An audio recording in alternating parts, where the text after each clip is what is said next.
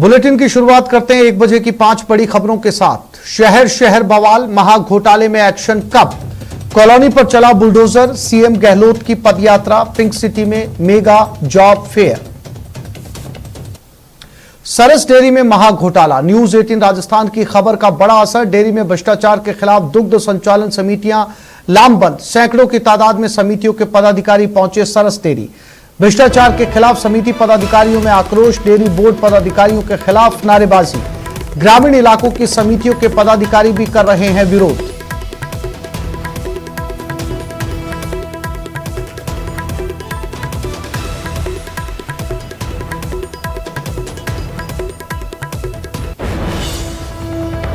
तो भ्रष्टाचार के खिलाफ समिति पदाधिकारियों में यह गुस्सा। ये तस्वीरें जयपुर से, न्यूज 18 राजस्थान की खबर का बड़ा असर हुआ है। सभी दुग्ध संचालन समितियां लामबंद हुई हैं। बड़ी तादाद में समितियों के पदाधिकारी सरस डेयरी पहुंचे।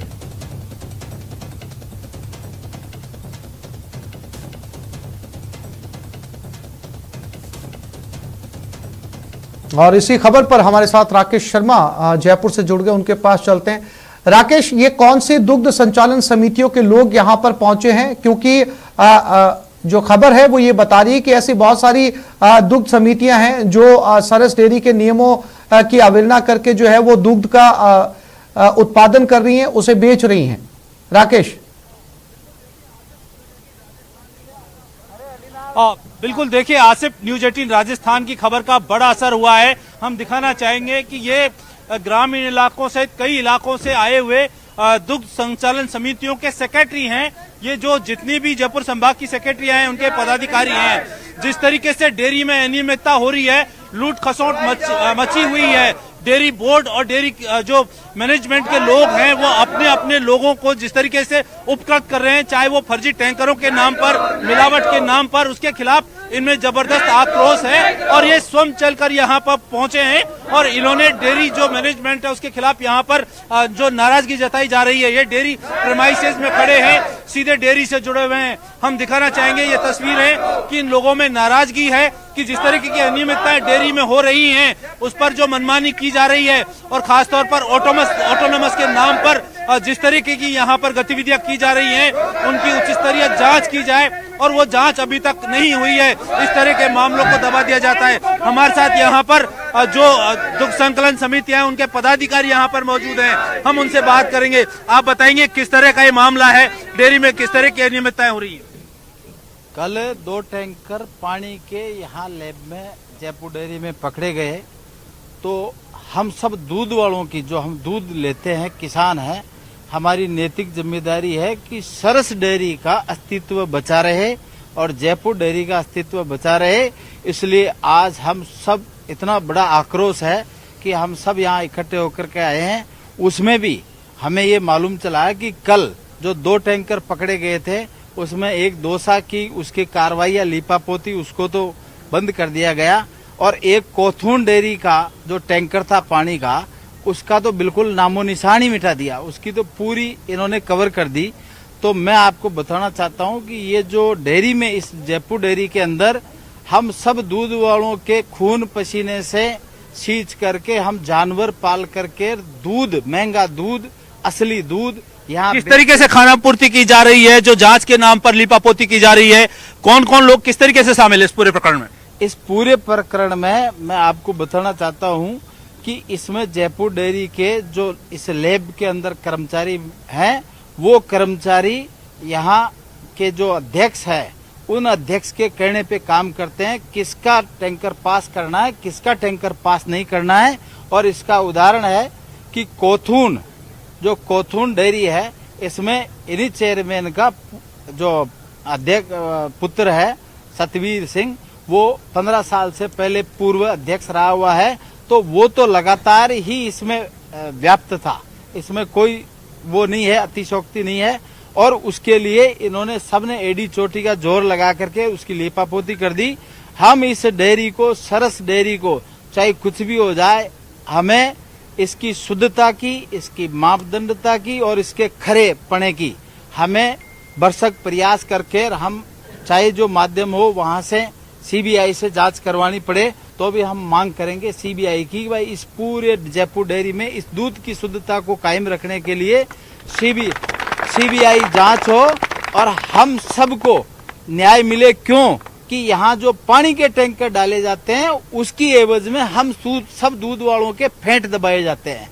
जब हमारे फेंट दबते हैं जब जाकर के इनका पानी यहाँ पर कवर होता है, तो उस कवरिंग को हटाने के लिए हमें चाहे कुछ भी करना पड़े, हमें न्याय मिले, इसके लिए हम भरसक प्रयास करेंगे। और हम पूरे जयपुर जिले के दूध उत्पादक किसान, सेक्रेटरी, अध्यक्ष सब साथ हैं कि इस डेयरी में ऐसा गफला दोबारा नहीं हो। हमारी बिल्कुल डेयरी में घपले को रोकने की कोशिश की जा रही है। मैं बताना चाहूंगा कि यहाँ पर जो दुग्ध संचालन समिति उनके पदाधिकारियों का यह भी कहना है कि इसमें जो बोर्ड के साथ साथ मैनेजमेंट के लोगों का भी जो हाथ है वो चल करके दबाया जाता, प्रकरण को दबाने के लिए कर्मचारियों को बाध्य करते हैं। हमारे साथ आप बताएंगे किस तरीके के यहाँ पर अधिकारियों द्वारा कृत किए जाते हैं ऐसे भ्रष्टाचार के प्रकरणों को दबाने के लिए।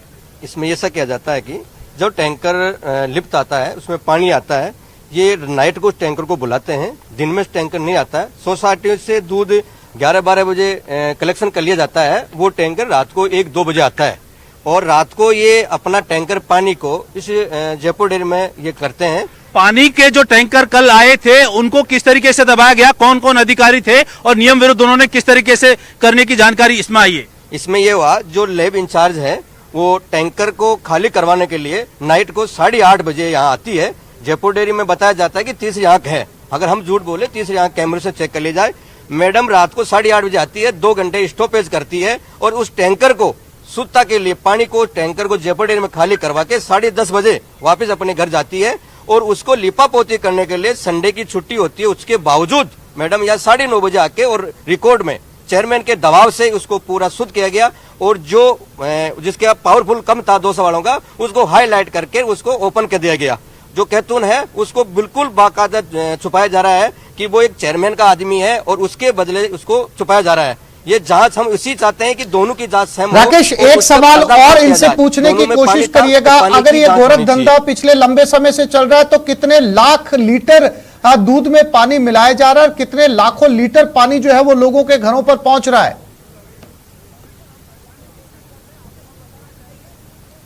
और बिल्कुल हम जानने की कोशिश करते हैं। आसिफ, हम बताना चाहेंगे ये वो किसान हैं, वो जरूरतमंद लोग हैं जो गांव में पशुपालन करके अपना दूध बेचते हैं, डेयरी को बेचते हैं और इनके फैट कम करके, और जिस तरीके से ये आरोप लगा रहे हैं कि इनके साथ इनको निचोड़ा जाता है। आप बताएंगे कि जिस तरीके का ये पानी का गोरख धंधा यहाँ पर चलता है, लगभग रोजाना कितना होता है, महीने में कितना होता है, सालाना कितना बड़ा एक ये गिरोह है, कितना बड़ा चूना ये सरकार को लगा रहा है, जनता को लगा रहा है और किसानों को लगा रहा है, किस तरीके से, क्या इनका पैटर्न है, क्या एजेंडा है इनका पूरा? शायद मुझे जहाँ तक जानकारी और हमने जो जानकारी किया है, यहाँ पर जितने भी जो पदाधिकारी जो बने हुए हैं उनको सबको एक एक टैंकर संभाला हो। भाई आप रोजाना एक एक टैंकर डाल सकते हो, हमारी जहाँ जानकारी है तो यहाँ उनको सबको एक एक टैंकर संभाला हुआ है। और जो अफसर यहाँ पर अगर मलाई खाना चाहते हैं, जो उस प्रकरण में लिप्त हैं, उनके लिए भी, क्योंकि ये सब जांच का विषय है। मुझे जहां तक जानकारी है पिछली बार हर वक्त ऐसा ही वाकया होता था और उनको दबा दिया जाता था, लेकिन अब हमारा लाइफ लाइन ही दूध है और हम दूध के ऊपर ही गांव के लोग जीविकोपार्जन पे निर्भर हैं और हमें सही रेट मिले।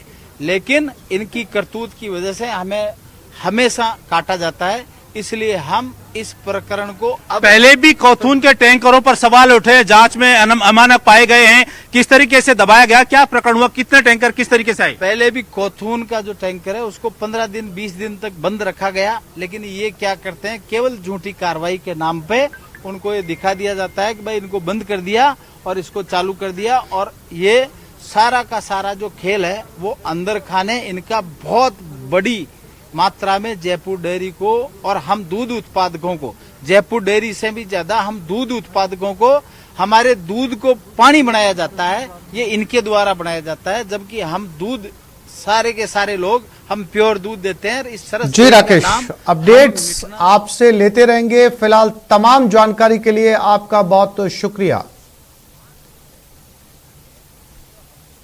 और अब बात बेरोजगारों के हल्ला बोल की। जयपुर में बेरोजगार युवाओं का प्रदर्शन, वन रक्षक भर्ती पेपर लीक मामले को लेकर यह प्रदर्शन किया जा रहा है। कई अन्य मांगों को लेकर भी यह प्रदर्शन किया जा रहा है। राजस्थान कर्मचारी चयन बोर्ड के दफ्तर का घेराव, राजस्थान बेरोजगार एकीकृत महासंघ के नेतृत्व में यह प्रदर्शन किया जा रहा है।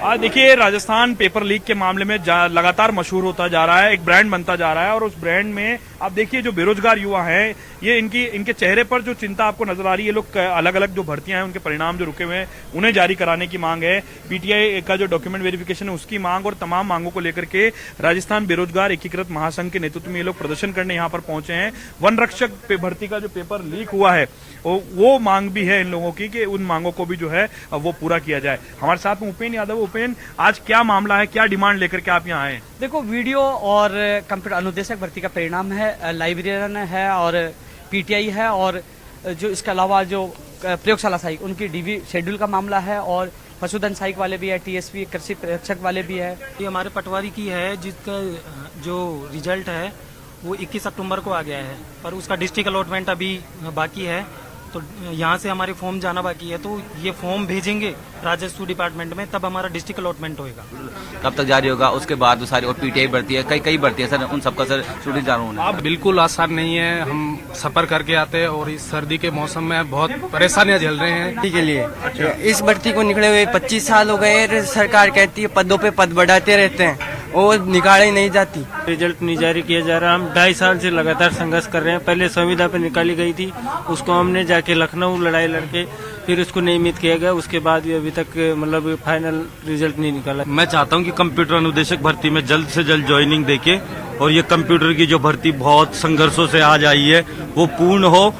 सर, ये पशुधन सहायक नॉन टीएसपी का रिजल्ट आ गया, टीएसपी का रिजल्ट आना बाकी है। अच्छा। जो कि नॉन टीएसपी के रिजल्ट आए 2 मंथ हो गए, उनको ज्वाइनिंग दे दी है। कहाँ अटक रहा रिजल्ट? ये अभी तक विभाग बोर्ड द्वारा कोई भी कारण देखो, आपने देखा कल पेपर लीक हुआ है, युवाओं के सपनों को एक बार फिर तोड़ा गया पेपर माफियों के द्वारा। नए कानून के तहत उनकी सख्त कार्रवाई होती। पहली भर्ती परीक्षाओं जैसे कांस्टेबल का हुआ, हाईकोर्ट एलडीसी का हुआ, तो अपराधियों में डर नहीं है, डर स्थापित होना चाहिए ताकि अपराधियों के बीच में डर होना चाहिए उस कानून। एग्जाम दे के घर पहुंचते हैं तो हमको ये खबर देखने को मिलती है कि हमारा परिणाम, वो हमारा परीक्षा रद्द हो चुकी है, आउट हो गया, बोर्ड ने रद्द कर दिया। लेकिन रद्द करने से काम थोड़ी चलेगा। 2020 की वैकेंसी है, 2022 के एंड में पेपर हो रहा है। सर, नकल पे लगाम लगनी चाहिए।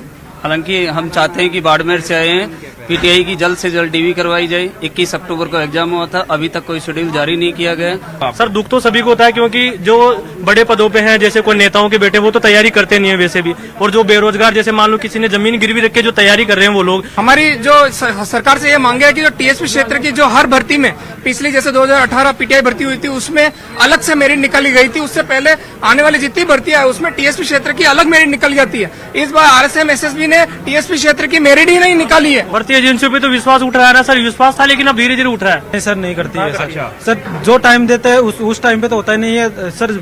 नोटिफिकेशन के लिए आना पड़ता है, कभी है ना फॉर्म के लिए आना पड़ता है, कभी डीवी के लिए आना पड़ता है। बहुत बार तो ऐसा होता है कि हमें पता चल जाता है कि पेपर लीक हुआ है, पर आप मानते हैं कि जो भी एग्जाम होते हैं उसमें पेपर लीक नहीं होता? बहुत बार होता है, पेपर लीक होता है, पर गवर्नमेंट या संस्थाएं पकड़ नहीं पाती उनको। माननीय मुख्यमंत्री जी ने जो शपथ पत्र का प्रारूप निकाल दिया वो हमने जमा भी करवा दिया, लेकिन उसके बाद में भी हमने कई बार आंदोलन भी कर लिया, अभी तक हमारा रिजल्ट जारी नहीं हुआ है।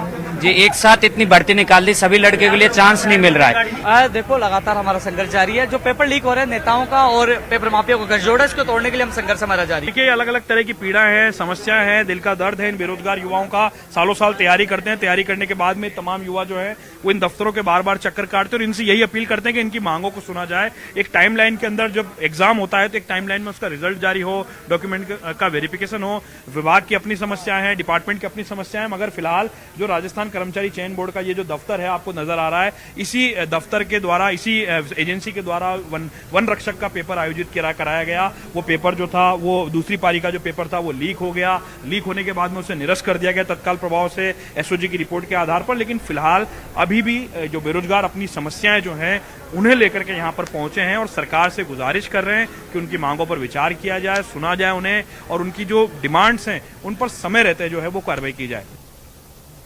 रविवार को सरकार ने पेपर लीक होने के कारण वन रक्षक का एक पेपर रद्द कर दिया था। इसके बाद बीजेपी भी हमलावर हो गई। बीजेपी के नेताओं ने सरकार पर आरोप लगाया है कि बिना राजनीतिक संरक्षण के लगातार परीक्षाओं के पेपर लीक नहीं हो सकते।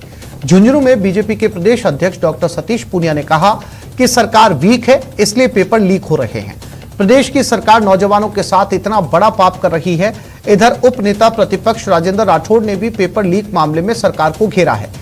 उन्होंने कहा केवल वन रक्षक भर्ती परीक्षा ही नहीं बल्कि सरकार के दर्जनों परीक्षाओं के पेपर लीक हुए हैं, नकल करवाई गई है। अब वन रक्षक भर्ती परीक्षा रद्द होना सरकार के मुंह पर तमाचा है और बेरोजगारों के साथ खिलवाड़ है।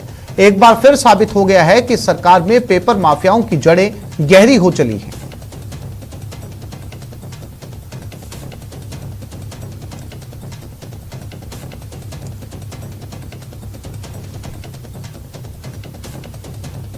चीट तभी होती है, लीक तभी होती है जब सरकार वीक होती है। मुझे लगता है कि 4 साल में अशोक गहलोत की सरकार वीक है और इसलिए पेपर लीक है।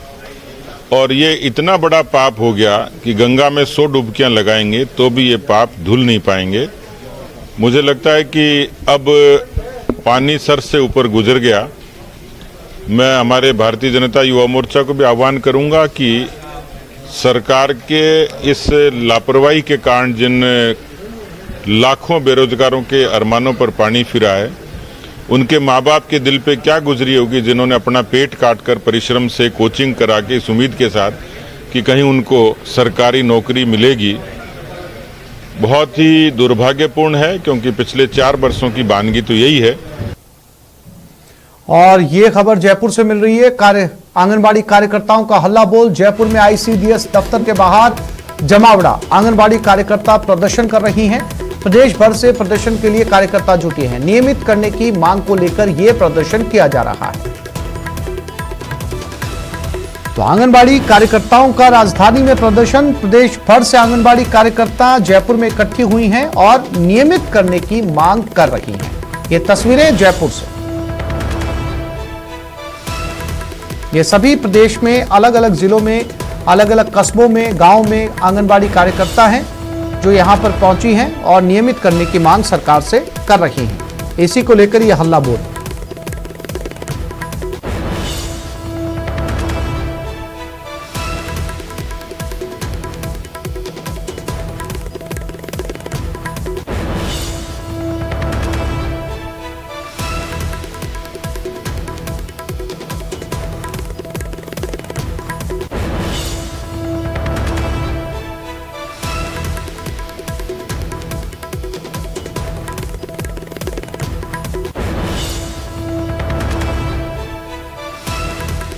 राजधानी जयपुर से तस्वीरें जहां पर सैकड़ों की तादाद में आंगनबाड़ी कार्यकर्ता पहुंची हैं। इनकी मांग है कि सरकार अब इन्हें नियमित करे। प्रदेश भर से ये महिलाएं यहां पर पहुंची हैं। सभी आंगनबाड़ी कार्यकर्ता हैं। आईसीडीएस दफ्तर में ये घेराव जारी है।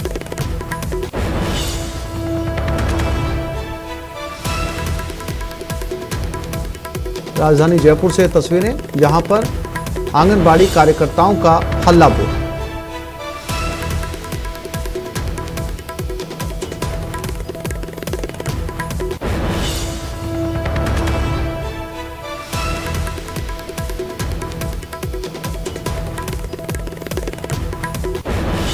ये सभी आंगनबाड़ी कर्मचारी हैं और प्रदेश भर से ये महिलाएं यहां पर इकट्ठा हुई हैं नियमित होने की मांग को लेकर।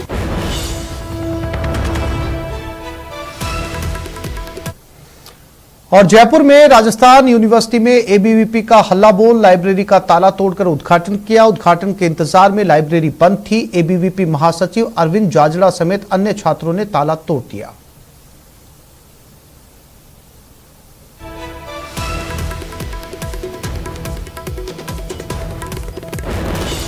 जयपुर में राजस्थान यूनिवर्सिटी में एबीवीपी का यह हल्ला बोल है। लाइब्रेरी का ताला तोड़कर उद्घाटन किया गया। उद्घाटन के इंतजार में लाइब्रेरी बंद पड़ी थी। एबीवीपी महासचिव अरविंद जाजड़ा समेत अन्य छात्रों ने ये ताला तोड़ा। ये तस्वीरें राजस्थान यूनिवर्सिटी की लाइब्रेरी के बाहर की।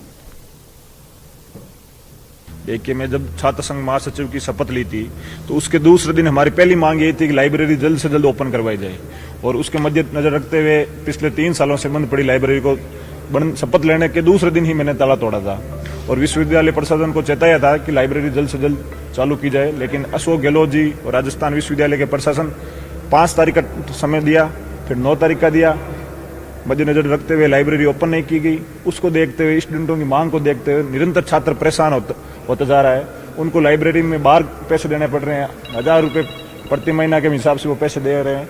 उन छात्रों को देखते हुए लाइब्रेरी को ताला तोड़ा और अगरबत्ती करके उद्घाटन किया। अब देखिए, बिल्कुल इंतजार बहुत हुआ। अब इंतजार के बाद में अब इस लाइब्रेरी के नाम पर चुनाव में खूब राजनीति हुई और आज लाइब्रेरी के उद्घाटन पर भी राजनीति हो रही है। यहाँ का ताला तोड़ दिया गया है। जो यहाँ के महासचिव अरविंद जाजड़ा, उन्होंने अपने कार्यकर्ताओं के साथ में पहुंच करके यहाँ का जो ताला है उसे तोड़ दिया है और कुर्सियां जो यहाँ धूल खा रही थी उद्घाटन के इंतजार में, उन्हें बाहर निकाला गया है। आज इसका ताला तोड़ करके इसका विधिवत रूप से जो उद्घाटन है वो यहाँ पर कर दिया। अरविंद जाजड़ा हमारे साथ हैं। अरविंद, ऐसी क्या नौबत आ पड़ी कि आज अपने को ताला तोड़ करके लाइब्रेरी का उद्घाटन करना पड़ा? एक बार पहले भी एबीवीपी ने ताला तोड़ा था यहाँ पर। देखिए, हम जब छात्र संघ महासचिव बना था, हमारा सबसे पहले यही मांग थी कि लाइब्रेरी को सुचारू रूप से चालू की जाए और लाइब्रेरी के लिए हमेशा लड़ाई लड़ी है। लाइब्रेरी 24/7 चालू रहे, ये भी हमारी महत्वपूर्ण मांग है। और रही बात ताला तोड़ने की, जब महासचिव शपथ ली उसके दूसरे दिन ही मैंने ताला तोड़ा था और छात्रों के लिए पढ़ाई के लिए लाइब्रेरी का चालू करने के लिए आह्वान किया था। और आज भी यही किया है कि 2 महीने तक हमने वेट किया। अशोक गहलोत जी ने टाइम दिया, लेकिन 2 बार उन्होंने आए नहीं। कई मंत्रियों ने यहाँ का कार्यकाल देखा, लेकिन उसके बावजूद भी ये इस नवीन पुस्तकालय भवन इसे नाम दिया गया। आप देखिए, जो उस समय के राज्यपाल थे कल्याण सिंह, उन्होंने इसको शुरू किया, इसका जो शिलान्यास है वो किया था और 2016 में इसका काम जो था, इसका जो नींव है वो 2016 में शुरू किया गया। सर, राजस्थान विश्वविद्यालय के अंदर जिस प्रकार से प्रशासनिक सेवाओं को देखते मद्देनजर रखते हुए विश्वविद्यालय ने पुस्तकालय का जो शिलान्यास पूर्व में कर दिया था, आज उसके अंदर सुविधाएं सिर्फ कुर्सियों के अलावा ना टेबल है, ना ढंग से लाइटिंग सिस्टम भी पूरा व्यवस्थित नहीं है, कुर्सियां टूट चुकी है। उसके अलावा महत्वपूर्ण कार्य है कि सरकार अपने सिर्फ खुद के शो के लिए, एक खुद का बढ़िया प्रदर्शन दिखाने के लिए उद्घाटन में तारीख पे तारीख वाला सिस्टम। उदयपुर में रेलवे ट्रैक विस्फोट मामले में अपडेट। घटनास्थल पहुंचे आईबी के ज्वाइंट डायरेक्टर, एनआईए के अधिकारी भी साथ में मौजूद है। एटीएस की पूरी टीम घटनास्थल से साक्ष्य जुटा रही है। उदयपुर रेंज के आईजी, एसपी भी मौके पर मौजूद है। धमाके के 24 घंटे के भीतर दोबारा रेलवे ट्रैक को बहाल कर दिया गया। शनिवार को ओड़ा पुल पर यह ब्लास्ट हुआ था।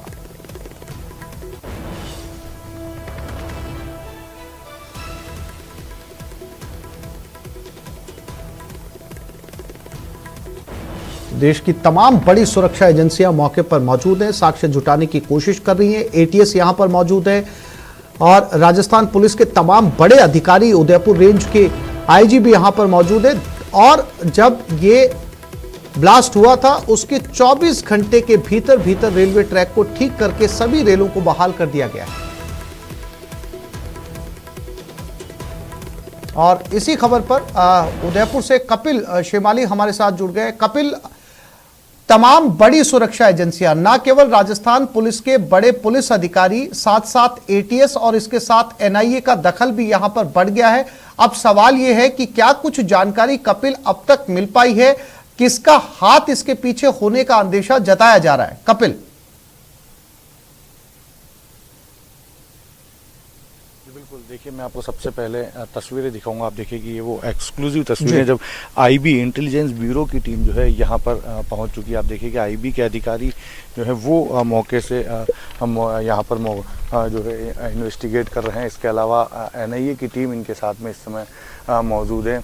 दूसरी एटीएस कल से ही यहाँ पर मौजूद है। एटीएस के आईजी विकास कुमार भी यहाँ पर पहुँचे हैं। तो वहीं स्थानीय स्तर पर जो अधिकारी थे वे सभी यहाँ पर मौजूद हैं। उदयपुर रेंज के आईजी प्रफुल्ल कुमार हैं यहाँ पर, एसपी यहाँ पर हैं, रेलवे पुलिस की टीम यहाँ पर मौजूद है। तो अभी फिलहाल आईबी और एनआईए के सुपुर्द आप देखिए कि जो अधिकारी हैं आईबी और एनआईए के, वे इस ट्रैक का निरीक्षण यहाँ पर करते हुए आप देख सकते हैं, क्योंकि बेहद गंभीर प्रवृत्ति का ये मामला हो गया था। तो ऐसे में अब जो टीम है वो ये जो क्लू है वो जुटाने की यहाँ पर कोशिश कर रही है, साक्ष्य जुटाने की कोशिश में जुटी। आप देखिए पूरा महकमा, सेंट्रल एजेंसीज हो, इंटेलिजेंस एजेंसीज हो या फिर राजस्थान पुलिस और एटीएस हो, वे सभी जो हैं वे यहाँ पर इस समय जुटे हुए हैं। देखिए उदयपुर रेंज के आईजी प्रफुल्ल कुमार यहाँ पर है, उनसे बात करेंगे। प्रफुल्ल जी किस तरह की जानकारी अभी तक सामने आई है? विकास देखिए अभी जो है सारी टीमें जो हैं अलग अलग एजेंसीज की वो काफ़ी गहनता से मौके का सर्वेक्षण कर रही हैं। एनएसजी की भी जो एक्सप्लोसिव एक्सपर्ट टीम है वो यहाँ है, एटीएस, एनआईए सभी की टीमें यहाँ पे है। तो अभी बहुत प्रिलिमिनरी स्टेज पे हमारा इन्वेस्टिगेशन है। जो सारे एविडेंस है उसको हमने यहाँ से मौके से लिफ्ट किया है। जो प्रोबेबल थ्योरीज, जो संभावनाएं हो सकती हैं, उसको अभी 1 बाय 1 करके we have to rule out. So अभी जो मौके की कार्रवाई जो है वो ऑलमोस्ट लगभग हो चुकी है। जैसा आप देख रहे हैं ट्रैक भी रिपेयर हो चुका है और रेगुलर जो पैसेंजर ट्रेन है वो भी यहाँ से निकल चुकी है। तो इन्वेस्टिगेशन पार्ट जो है हमारी डिटेलिंग जो है बैठ करके एजेंसीज के साथ अभी हम आगे का वो डिस्कस भी करेंगे, रोड मैप जो है।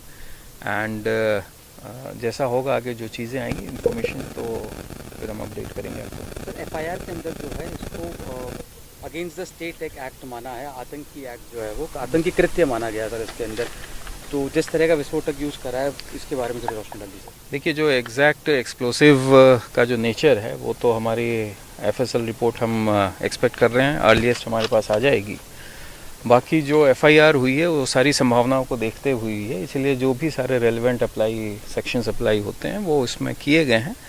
आगे इन्वेस्टिगेशन से आगे जो स्थितियाँ उजागर होगी उसको हम उस हिसाब से हम आगे बढ़ेंगे इसमें। सर प्राथमिक तौर पर देखने पे क्या लगता है, नौसिखियों का काम है या फिर कोई एक्सपर्ट लोग हैं? देखिए अभी विल वेट फॉर द, चूँकि हमारी एनएसजी की भी टीम आई है, will wait for their opinion also, क्योंकि हम एक्सपर्ट नहीं है बॉम्ब के नेचर पे। तो उनकी रिपोर्ट एक बार आने दें कि एग्जैक्ट जो डिवाइस का क्या है, जो एक्सपर्टीज़ लेवल क्या है, वो ज़्यादा बेटर अप्रिशिएट करते हैं। ये इन चीज़ों में हमें ऐसे भी जल्दबाजी नहीं करनी चाहिए कोई ओपिनियन बनाने में। जो स्पेसिफिकली स्टेप बाय स्टेप हम आगे प्रोसीड करेंगे। आगे जैसे इन्फॉर्मेशन होगी will share for you.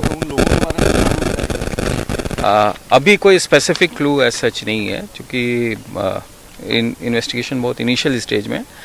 SP साहब ने टीमें बनाई हैं, he is formed SIT also investigation के लिए, और काफ़ी टीमें हमारी ग्राउंड पे काम कर रही हैं ग्राउंड इंटेलिजेंस के पॉइंट ऑफ व्यू से। और बाकी चीज़ें हम आगे जो है हमें रोड मैप हमने एक तैयार किया है, उसके हिसाब से हम प्रोसीड करेंगे। Thank you. जी बिल्कुल, देखिए ये उदयपुर रेंज के आईजी प्रफुल्ल कुमार थे, और आप देखिए कि इन्होंने जो बताया है कि बेहद गंभीर प्रवृत्ति का मामला था और इस मामले में जल्दबाजी करना ठीक नहीं है। बिल्कुल कपिल, चूंकि संभवतः ये पहला मामला है रेलवे से जुड़ा हुआ कपिल, जिसके अंदर देश की तमाम बड़ी सुरक्षा एजेंसियां शामिल हैं और स्टेप बाय स्टेप इस घटना से पर्दा उठाने की कोशिश की जा रही है। फिलहाल तमाम तस्वीरें दिखाने और जानकारी देने के लिए कपिल आपका धन्यवाद। उदयपुर अहमदाबाद के हाल ही में उद्घाटन हुए रेलवे ट्रैक पर शनिवार रात को एक विस्फोट कर ट्रैक को क्षतिग्रस्त किया गया था। हम इस समय ग्राउंड जीरो पर मौजूद हैं। यहाँ पर अभी भी इन्वेस्टिगेटिव एजेंसीज जो हैं अपनी जांच कर रही है। आप देखिए कि ये वही ओड़ा पुल है, ओड़ा के समीप रेलवे का ये ब्रिज है, ओड़ा पुल है। इसी पुल के अंदर डेटोनेटर लगाकर ट्रैक को नुकसान पहुंचाया गया था। तकरीबन जो जानकारी मिल रही है उसके अनुसार 3 किलो के आसपास जो है वो बारूद से यहाँ पर ब्लास्ट किया गया और उससे काफ़ी हद तक जो ये ट्रैक थी क्षतिग्रस्त हुई थी। आप देखिए कि ये जो पुलिस की और रेलवे पुलिस की जो टीमें हैं वो अभी भी यहाँ पर मौजूद हैं, उस लोकेशन पर मौजूद है। हालांकि इस ट्रैक को अब बहाल कर दिया गया है। कल पूरी रात रेलवे की टीम ने यहाँ पर काम किया और उसके बाद में इस ट्रैक को पूरी तरह से दुरुस्त करते हुए इसका ट्रायल किया गया और ट्रायल करने के बाद में नियमित ट्रेन का संचालन भी शुरू कर दिया। सभी तरह की संभावनाओं के आधार पर जांच की जा रही है। किसी भी संभावना से इनकार नहीं किया जा रहा है, क्योंकि ये भी माना जा रहा है कि ट्रेन जब यहाँ से गुजरी तो हो सकता है उसी समय ब्लास्ट करने की योजना रही हो या फिर इस ट्रैक को क्षतिग्रस्त किया गया। उसके बाद में जब यहाँ से दूसरी ट्रेन गुजरती तो वो ट्रेन इस क्रैक हुई ट्रैक से गुजरती और डीरेल होने की संभावना, जिससे एक बड़ी जनहानि हो सकती थी। तो फिलहाल सभी पहलुओं को ध्यान में रखते हुए इन्वेस्टिगेटिव एजेंसीज जो है जांच कर रही है। सभी केंद्रीय एजेंसी हैं इसमें शामिल हो चुकी है और बेहद गहनता से इस पूरे प्रकरण की जांच की जा रही है। लेकिन रेलवे ने पूरी रात काम करते हुए फिलहाल रूटीन ट्रेनों के लिए इस ट्रैक को शुरू कर दिया। एक बार फिर मैं आपको तस्वीरें दिखाऊंगा। आप देखिए कि यहाँ से आगे इन्वेस्टिगेशन चल रहा है, इसलिए आगे जाने की मनाही है। लेकिन ये जो पीली पट्टी देखने को मिल रही है, ठीक इसी जगह पर यहाँ पर ब्लास्ट किया गया था। इसी जगह पर ट्रेन जो क्रैक हैं ट्रैक पर वो यहाँ पर आए। इन्वेस्टिगेटिव एजेंसीज की जांच जो है किस दिशा में आगे बढ़ती है, क्योंकि एनआईए और एनएसजी भी अब इसमें शामिल हो चुकी है। एक छोटे से ब्रेक के लिए रुक रहे हैं, जल्द लौटेंगे।